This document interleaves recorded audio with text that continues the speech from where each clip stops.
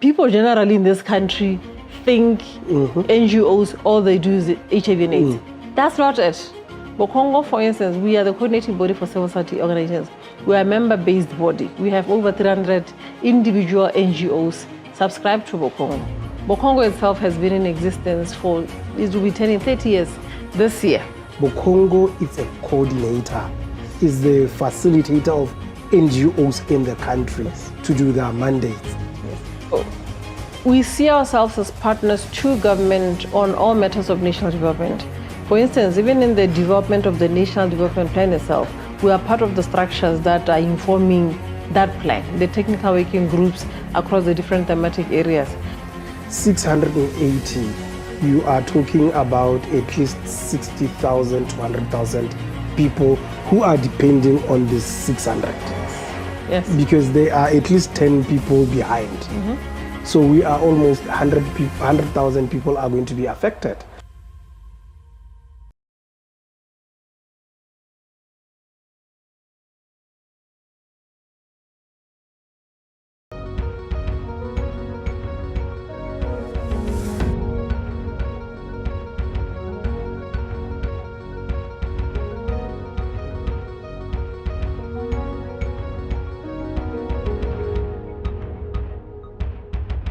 Welcome to yet another episode of A Chat with Dr. Joe. I am your host, Dr. Joe. This week we made a mistake. I think we uploaded the wrong episode that we've already uploaded, and we will correct that. I believe that next week we are going to be having the right episode. And we are doing very well. We are happy that you guys are watching and giving us comments and feedback. And we are on episode 9 now. Moving forward, we hope that by the end of this year, we will be at least episode 30 or 33, if everything is going to go well. So we are happy to be with you, and we are happy that subscription is growing. We are hoping that by the end of March, we will be at 1,000 subscribers. So that is what we are doing. Remember, this is a social podcast. We are not really discussing entertainment. We are not discussing politics, but politics is part of everything that we do. So we are discussing social life and how we are affected as human beings. So today we are going to move into something that I believe usually you are not looking forward to it. But we are doing it because, you know, when it was said, it was something that was said in the news, it was all over the world, but up until I started putting faces to those who have lost their jobs, that is when I realized the impact of that particular pronouncement. So we are going to be discussing that today. And further details will be said by somebody who's on the ground. Ma'am, how are you? I'm very well, thank you. How are you? I think the last time you came, we did an episode that never came to be. But nonetheless, a great conversation. Well, it was great because we talked. Yes. We went home with takeaways, and we are back to now discuss more of Botswana's lives. Yes. Who are you?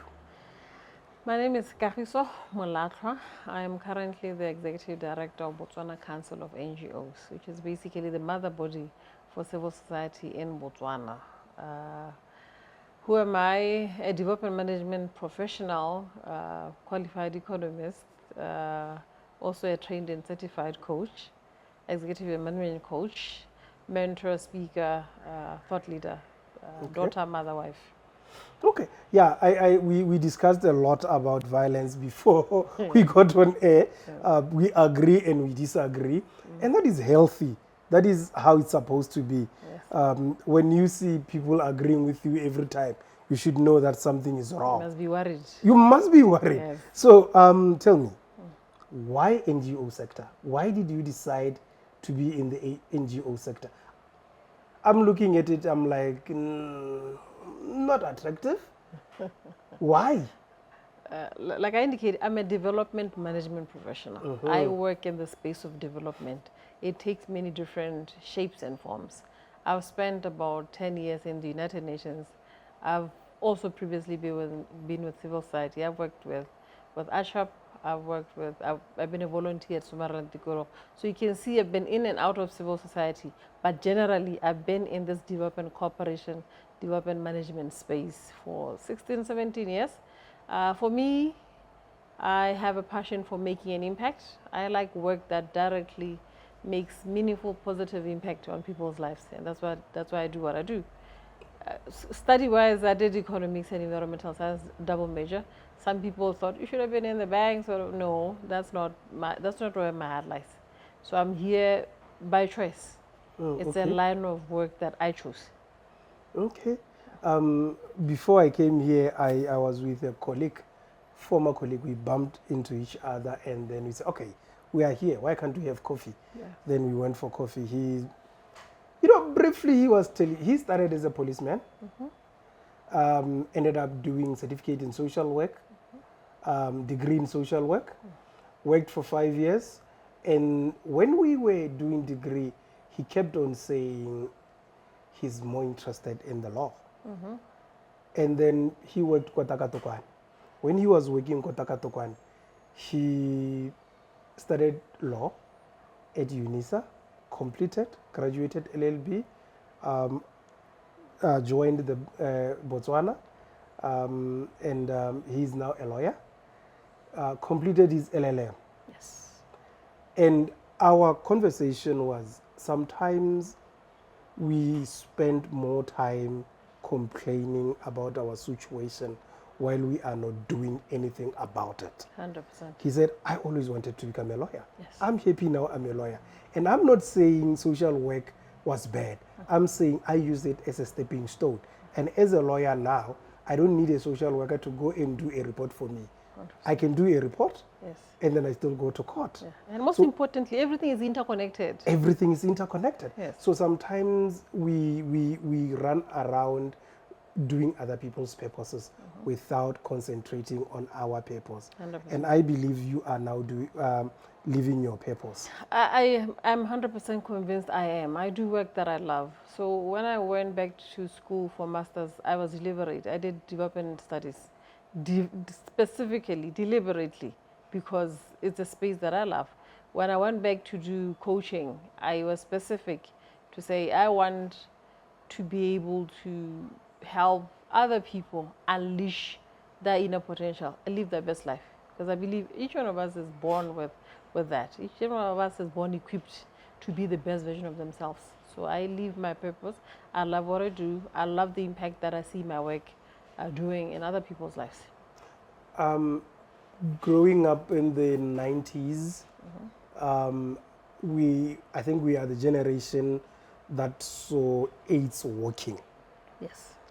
And we saw NGOs, a lot of NGOs in the 90s to the mid 2000s. And we could see what an NGO could do. But of late, we are not, let me say for the past 15 or so years, we've not really seen the NGOs or heard the voice of the NGOs. So what are you doing as BOCONGO? What is your mandate as BOCONGO? Because we are not really seeing, we hear BOCONGO, but on the ground, are we seeing the NGOs doing the work? So what is happening? What is the mandate of BOCONGO? How do you work with all these non-governmental organizations? Yes, this discussion is actually very timely. Yesterday was actually International World NGO Day, which basically celebrates and commemorates the work that NGOs do around the world, the selfless, dedicated work that NGOs do around the world. And part of the reason for having that day, or one of the objectives of having that day, one of the ways that we use that day, is to educate the general population about the work of civil society. When you started, you talked about HIV and AIDS. People generally in this country think NGOs, all they do is HIV and AIDS. That's not it. BOCONGO, for instance, we are the coordinating body for civil society organizations. We are a member-based body. We have over 300 individual NGOs subscribed to BOCONGO. BOCONGO itself has been in existence for It will be turning 30 years this year. So when you look at the work of BOCONGO members, we've clustered them into 6 thematic areas. There are those who work in economic justice. There are those who work in gender and human rights. There are those who work in sustainable environment and natural resource management. There are those who work in the area of democratic governance. There are those who work in the area of arts and creative industry. So you can see the diversity. So because people, like I'm saying, the general population doesn't really understand or appreciate what NGOs are and what they do. Sometimes they're not even able to tell, is this NGOs? And some who have some knowledge, when you talk BOCONGO, they think you will see BOCONGO banner everywhere. So we are not implementers. Yeah. Our members are implementers and we coordinate them. When you see just recently with the floods that happened all over the country, you saw Red Cross, right? Responding with national disaster management. That's civil society, right? When you go to Block 7, you will find a center called Childline. That is housing abandoned children and children who are coming from different difficult situations. That's civil society. Botswana Gender-Based Violence Prevention Center that houses survivors of gender-based violence. That's civil society. You go to Maung, you'll find Bana ba Letsatsi Center that takes care of women against rape. That's civil society. Still in the Okavango, you find the Human Wildlife Foundation that rehabilitates survivors of animal attacks. Like that's civil society. We had somebody who was killed by 100%. an elephant So that's, yesterday. That's civil society. You go to Young Minds, who are doing business development training for young people, mentoring young people. That's civil society. You go to Botswana Center for Public Integrity, who are doing civic education around transparency and accountability and elections and so forth. That's civil society. So you can see we are literally in every aspect of society. That's why we say there can never be national development without civil society, because we are key partners to government in driving national development, because we are serving the communities directly.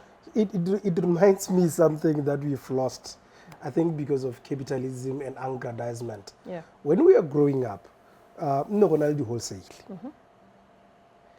Wholesale were not selling to individuals. They were selling to shops, to the Mausu.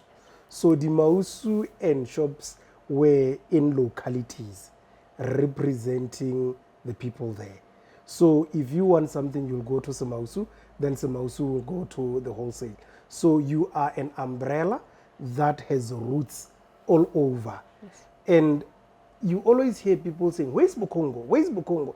While Bonella is intervening, while Mothers Union is intervening, while War is intervening in Mau. But we want to see BOCONGO. So what you are saying to the public is, BOCONGO is a coordinator, is the facilitator of NGOs in the country to do their mandates. Yes, 100%. And there are times where you'll see the BOCONGO banner. I'll give the example of the Constitution Review work, advocacy that we did in 2024 over Constitution Review. That's when you were hearing BOCONGO. Because what we did, NGOs came together under one banner, the BOCONGO banner, and speaking with one voice. So even in terms of the policy paper that we developed, that we submitted to the political leadership to inform parliamentary debates on that matter, it was saying BOCONGO. Basically, all those who aligned with the position, who made contributions to that collective paper, were all covered under the BOCONGO banner. So there are instances where you will hear BOCONGO and see BOCONGO representing the whole. But then on everyday implementation matters, everyday service delivery, is the different members of BOCONGO that you will see leading on the forefront, because we are looking at the technical capacity, the specialization across our different members. Yes. I was listening with keen interest to the budget speech, and my conviction now is that the reality is that diamonds will never be the same as they were in the past. And one of the things that is now being talked about is performance-led economy. As BOCONGO, how do you help government to stimulate Botswana to start working? Like I said, we see ourselves as partners to government on all matters of national development. For instance, even in the development of the National Development Plan itself, we are part of the structures that are informing that plan, the technical working groups across the different thematic areas. So when government talks about increasing worker productivity, facilitating ease of doing business, attracting foreign direct investment, and making sure that we have an able workforce, our members like your Botswana Mental Health Network will be speaking to issues around, workplace programs, workplace wellness, having a conducive environment where people can thrive, people, can use their skills, expertise, and potential to make a difference. So through our civic education and the different education programs and capacity building programs that our members run, that's part of how we would speak to something like that. I'm interested more into the mentality of us in terms of improving performance. Don't you think it's high time we seriously engage our education department or ministry in terms of how do we teach these young people to be high performers, not how do we teach them to regurgitate? Yesterday, my students were presenting, and I said to them, the highest is 52. And they were shocked.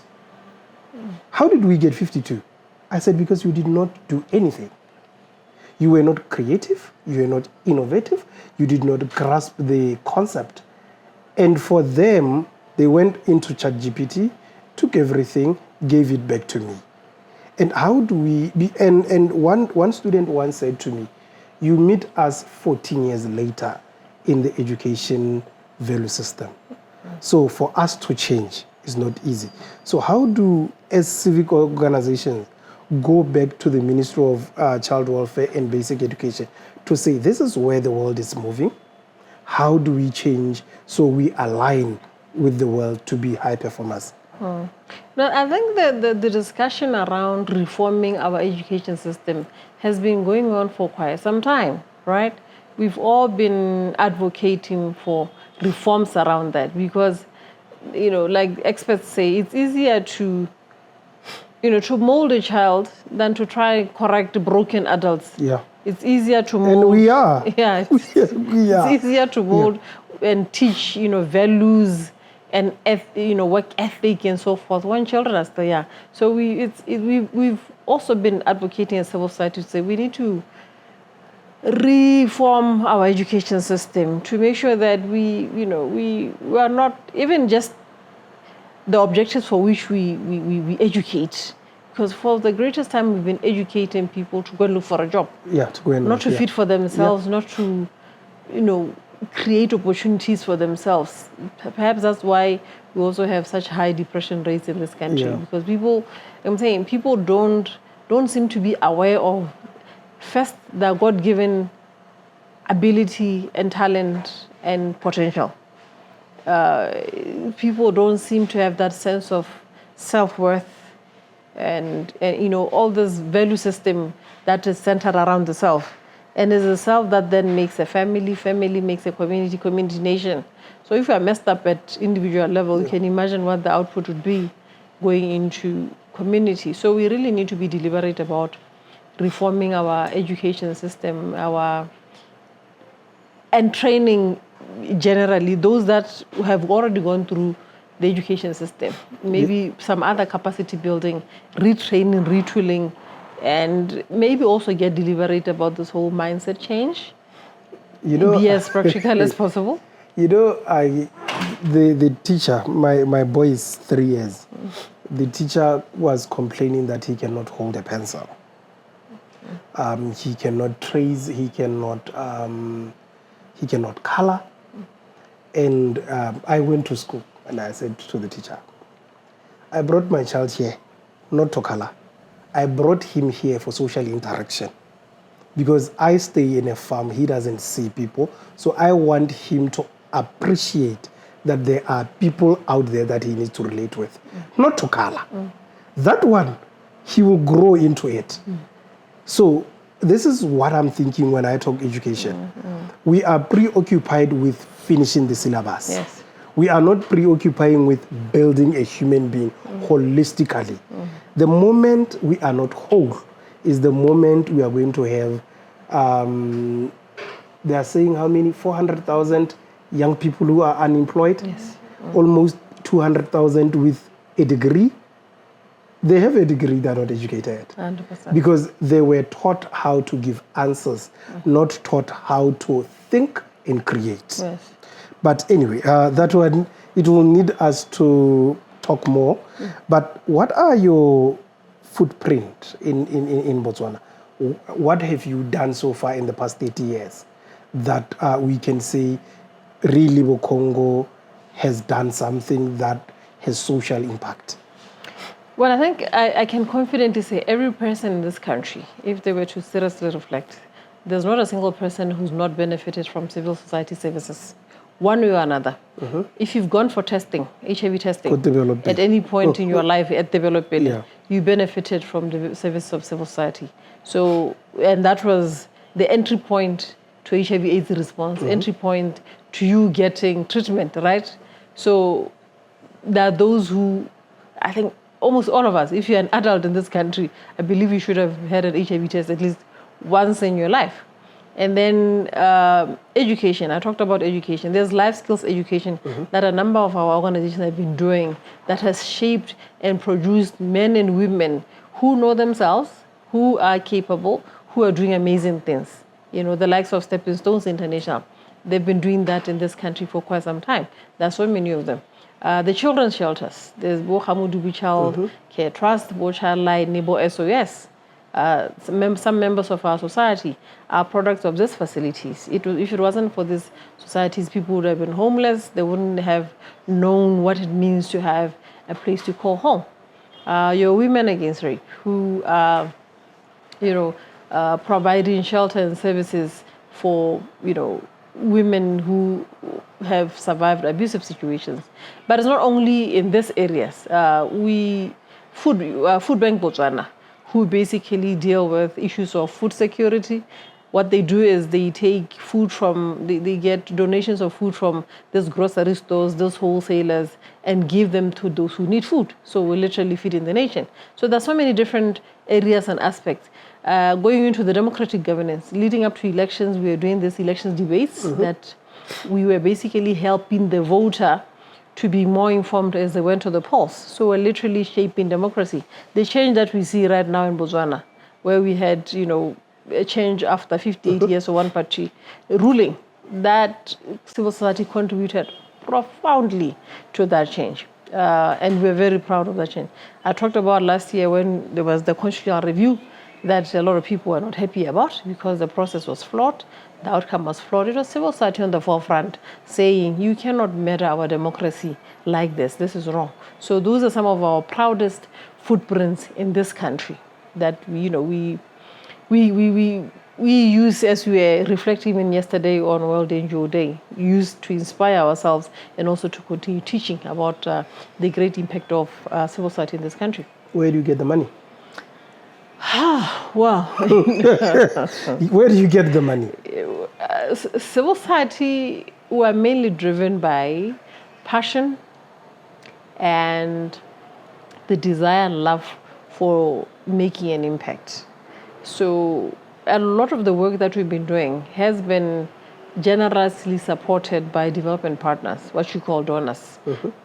These days they don't call themselves donors because they also don't have pools of money sitting there lying around to be donated.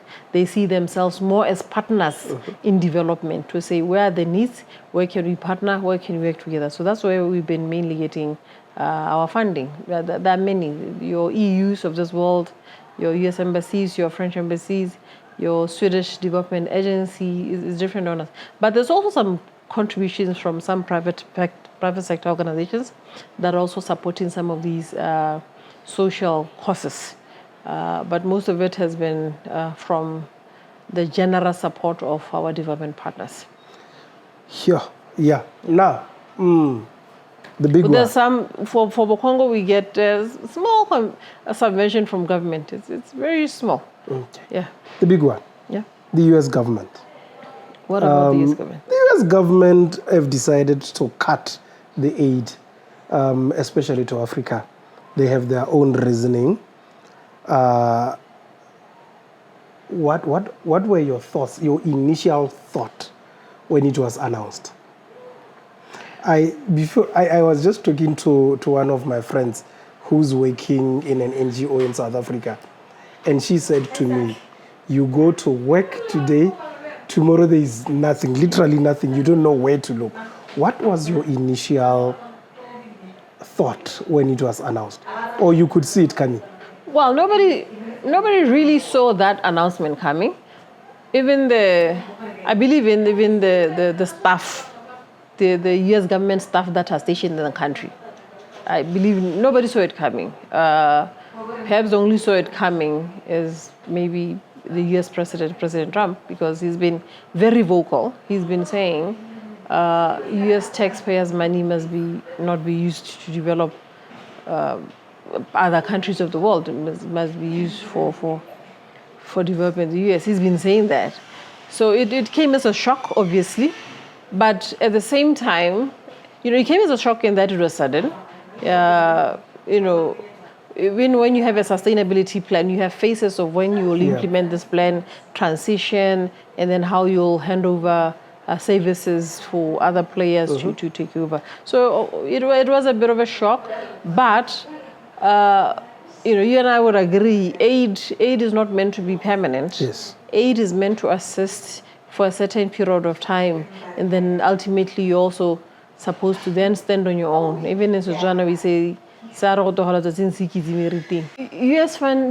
government support was huge. Like you said, when we were hit by the HIV/AIDS pandemic, you remember then our president was Ramohai, and he went, at the UN General Assembly speaking about the problem we were in, and then he went around seeking support for the country, not for NGOs.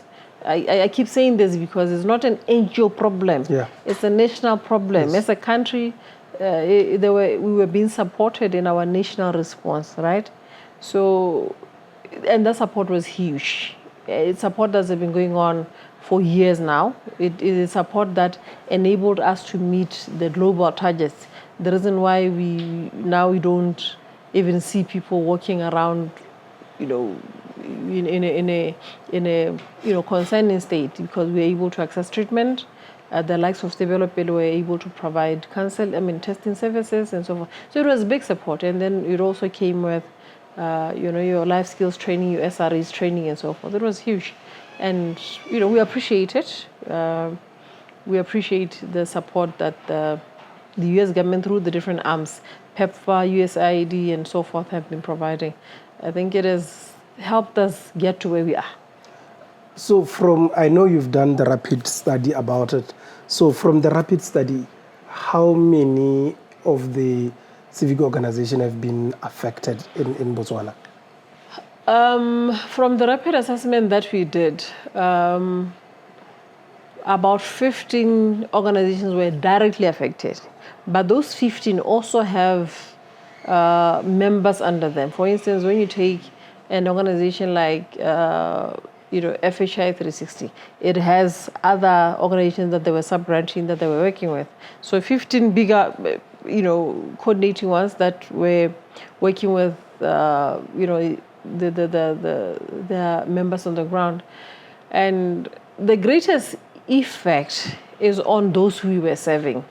You remember you are receiving a service, and then all of a sudden, just like that, the service is no longer available. The person who is assisting is told, stay at home.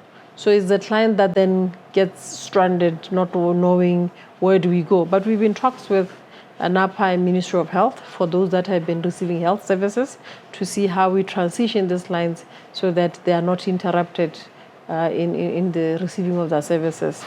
So there's some, response mechanisms that we've been engaging with the relevant authorities about.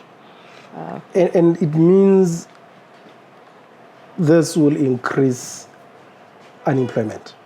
100%. At the time when you did the rapid assessment, employees that were directly affected, whose jobs had suddenly ended, was 680. 680. Yes, at that particular point in time. That is a lot. That's a lot. It might increase. And Well, it will you increase. see, when you look, especially here in Botswana and in Africa in general, 680, you are talking about at least 60,000 to 100,000 people who are depending on this 600. Yes. Because they are at least 10 people behind. So we are almost 100,000 people are going to be affected, or even more. Yeah. No, obviously, these are parents, these are sons and daughters who have families, who have children in schools. Some were working in places where it's not their usual homes. Like somebody coming from Masonga who was employed by an NGO in Gaborone, and they have children in Gaborone. It means when they're told your job has ended, you basically pack up. It means even the children, you need to find a way to deal with the transition, from school and so forth. So it's a lot more people affected, those that who lost their jobs.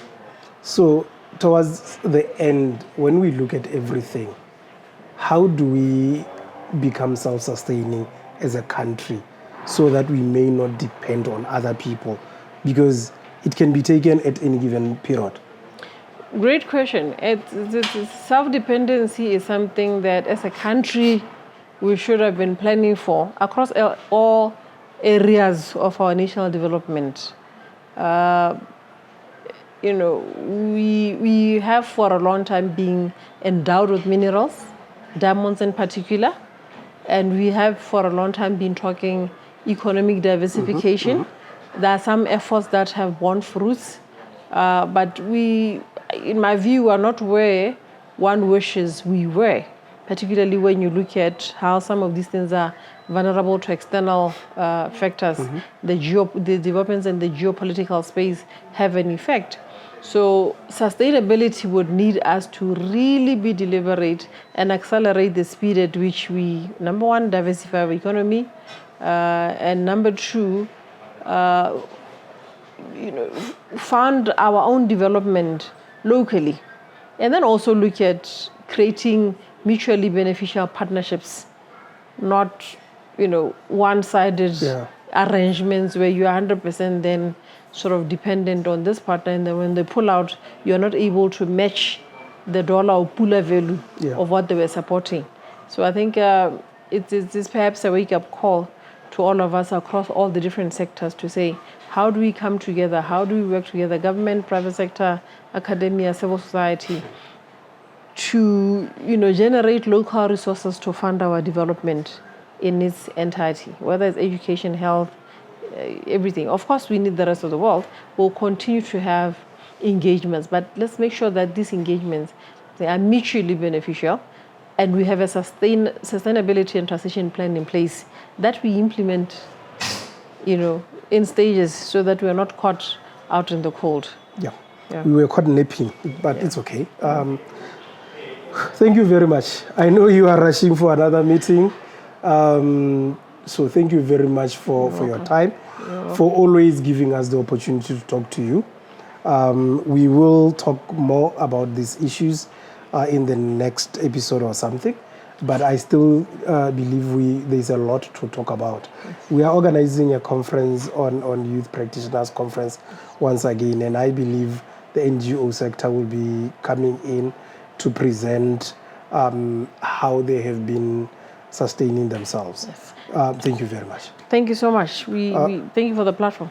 Thank you very much for watching, and please subscribe to the channel. We need more people so that we may engage on these issues. I'll see you in the next episode.